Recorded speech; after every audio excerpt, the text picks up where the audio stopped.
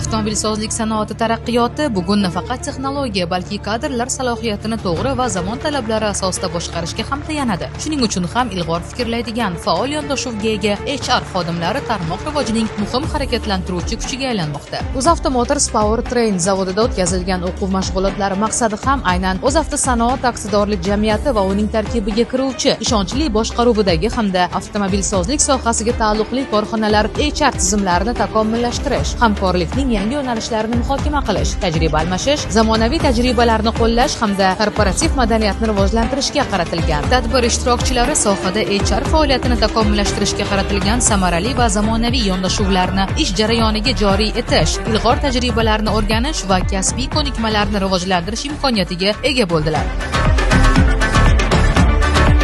Xodimlarni ishga ko'niktirish, ularning malakasini oshirish, kelgusidagi faoliyatlarida kerakli natijaga erishishda o'ylaymanki, bu kabi tadbirlar bizga katta maktab bo'lib xizmat qiladi.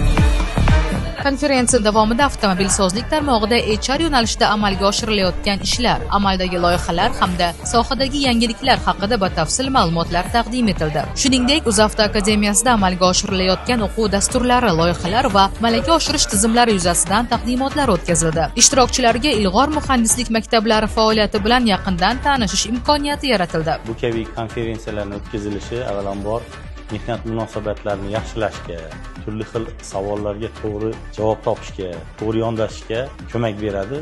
Konferensiyada bildirilgan fikrlarni kelgusida o'zimizning korxonada joriy etishimizga yana bitta maqsadlar paydo bo'ladi. Mehnat munosabatlarini davom ettirish, tuzish, bekor qilish faoliyatida ancha yordam beradi. Savollarga javob oldik.